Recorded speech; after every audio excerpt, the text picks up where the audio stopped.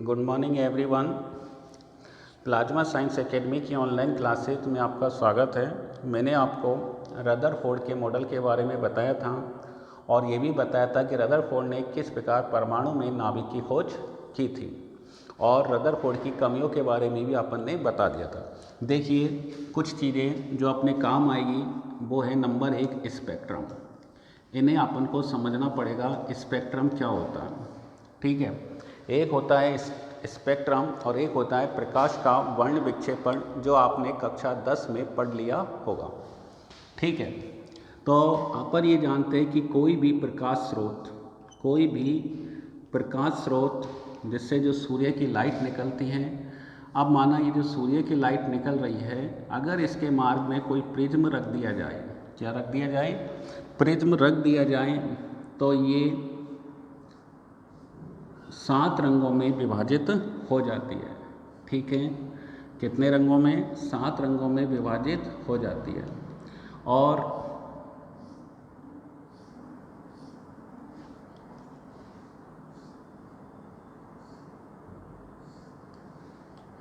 ये 7 रंगों में माना ये विभाजित हो गई और इसका अपन ने एक पट्टिका पर क्या ले लिया? इसका चित्र ले लिया। ठीक है, या इसे अपन माने फोटोग्राफी प्लेट।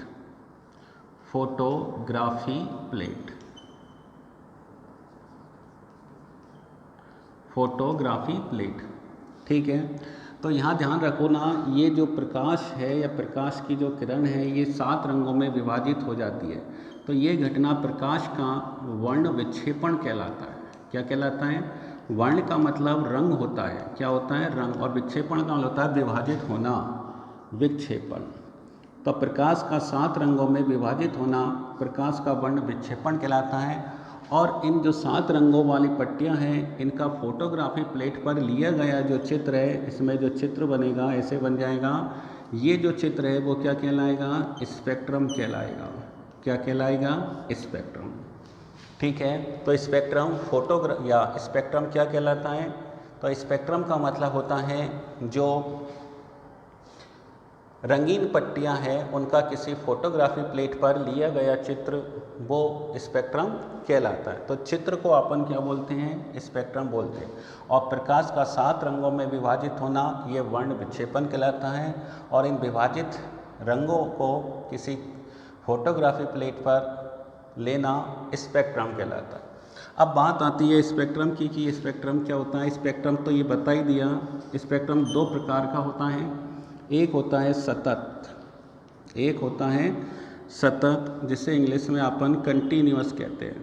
क्या कहते हैं? कंटिन्यूअस। और दूसरा जो होता है वो होता है असतत का एक और नाम है, इसे अपन रेखीय स्पेक्ट्रम भी कहते हैं। क्या कहते हैं? रेखीय, लीनियर या डिसकंटिन्यूअस। ठीक है।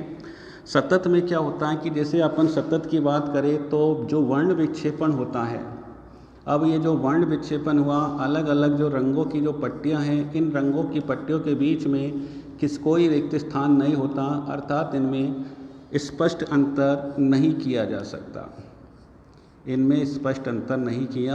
जा सकता कि कौन सी पट्टी कहाँ तो स्टार्ट हो रही है और कहाँ पर ख़त्म हो रही है।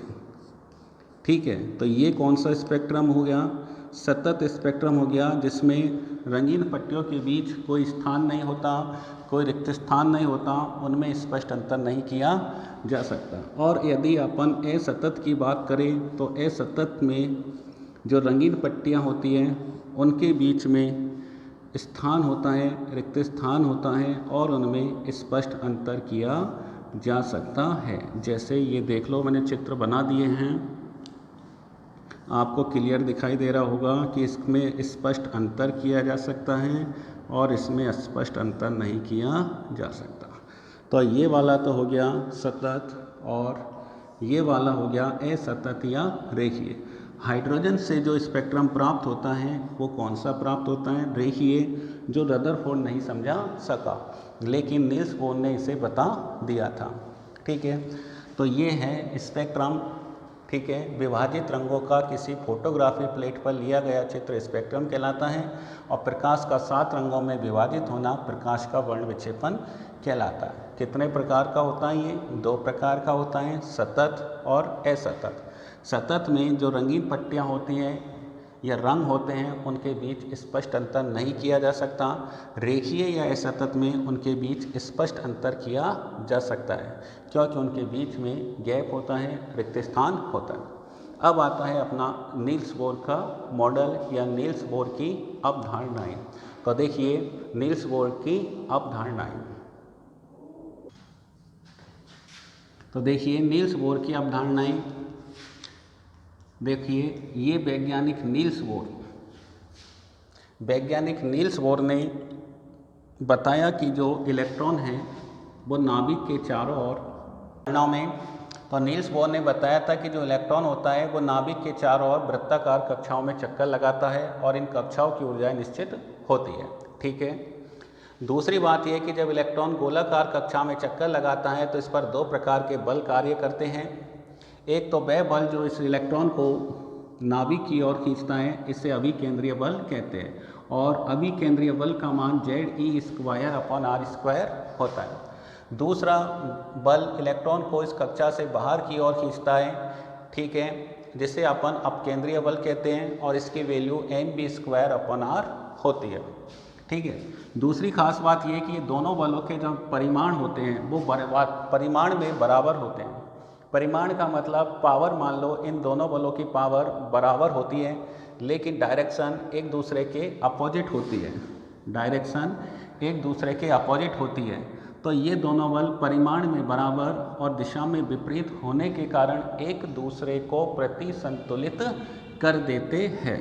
तो देखो क्या हो जाएगा, mv²/r बराबर Ze²/r²। ठीक है। ये r से r कट गया तो वैल्यू आ गई अपनी mv² बराबर Ze²/r।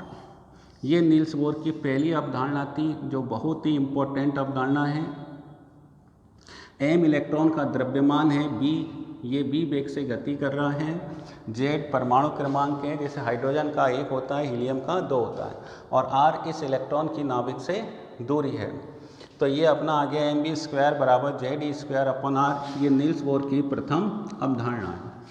दूसरी अवधारणा एक चीज़ और, जैसे रदरफोर्ड की जो कमी थी कि इलेक्ट्रॉन नाभिक में क्यों नहीं गिरता, यहाँ नील्स बोर की प्रथम अवधारणा से ये क्लियर हो जाता है कि इलेक्ट्रॉन नाभिक में नहीं गिरता। तो देखो ये जो इलेक्ट्रॉन है वो नाभिक में इसलिए नहीं गिरता कि इस पर 2 बल काम करते हैं, दोनों की ताकतें बराबर होती है लेकिन दिशाएं एक दूसरे के अपोजिट होती है, इसलिए इलेक्ट्रॉन अपनी ही कक्षा में चक्कर लगाता है और इसीलिए ये नाभिक में नहीं गिरता।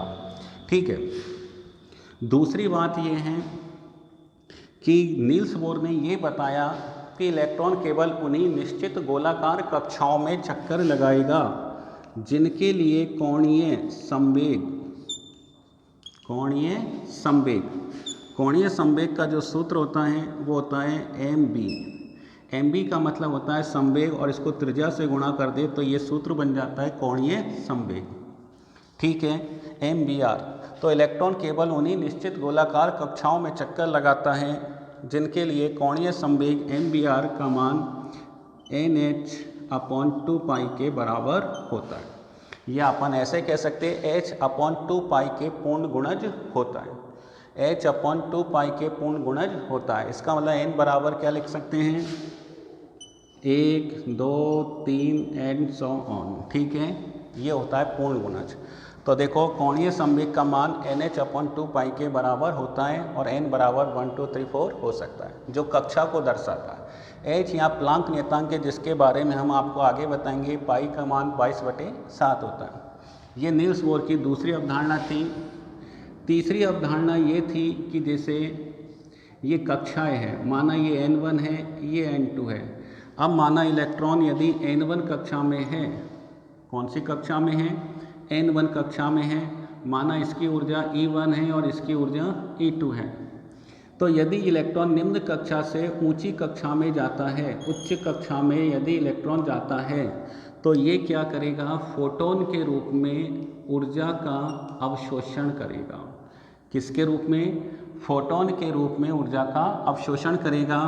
और यदि ये वापस अपनी ही मूल कक्षा में आता है तो जितनी ऊर्जा इसने अवशोषित की है इतनी ही ऊर्जा का उत्सर्जन ये फोटोन के रूप में करेगा। किसके रूप में करेगा? फोटोन के रूप में करेगा। तो देखो यहाँ के लिए अगर अपन डेल्टा ई बात करें तो क्या हो जाएगा, E1 माइनस E2। ये तो कौन सी कंडीशन के लिए होगा? जब ये इसको अपन फर्स्ट कंडीशन मान ले और इसको अपन कौन से कंडीशन मान ले, सेकंड। ये लो second condition, electron first condition में इलेक्ट्रॉन कहाँ जा रहा है? ऊपर उच्च कक्षा में। N1 बराबर निम्न और N2 बराबर हाई। निम्न कक्षा की ऊर्जा E1, N2 की ऊर्जा E2। ठीक है, तो ये तो तब है, ये फर्स्ट कंडीशन के लिए काम करेगा, डेल्टा E बराबर E1 माइनस E2। यदि माना इलेक्ट्रॉन उच्च कक्षा से निम्न कक्षा में आता है तो डेल्टा E का मान हो जाएगा E2 minus E1। Delta E बराबर क्या हो जाएगा, E2 माइनस E1। निम्न से उच्च में जाएगा तो E1 माइनस E2 होता है और उच्च से निम्न में आएगा तो E2 माइनस E1। ये सूत्र अपन लगाएंगे। ठीक है, अब दूसरी बात यह है कि रदरफोर्ड की जो कमी थी एक ये भी थी कि इलेक्ट्रॉन जब कक्षा में चक्कर लगाता है तो उसका उत्सर्जन भी लगातार होना चाहिए। ऊर्जा मतलब इलेक्ट्रॉन जब कक्षा में लगातार चक्कर लगाता है तो ऊर्जा का उत्सर्जन भी लगातार होना चाहिए और उसकी ऊर्जा में कमी आनी चाहिए और वो अंत में नाभिक में गिर जाना चाहिए। तो देखो नील्स बोर ने ये बताया कि जब इलेक्ट्रॉन निम्न से उच्च कक्षा में जाता है या उच्च से निम्न कक्षा में आता है, निम्न से उच्च में जाता है या उच्च से निम्न में आता है, तभी वह ऊर्जा का अवशोषण या उत्सर्जन करेगा। यदि इलेक्ट्रॉन अपना कक्ष नहीं बदलता है तो ना तो वह ऊर्जा का अवशोषण करेगा और ना ही वह ऊर्जा का उत्सर्जन करेगा। इसलिए उसकी ऊर्जा में ना कमी होती है ना वृद्धि होती है और इसीलिए वो नाभिक में नहीं गिरता। ये नील्स बोर की अवधारणाएं है।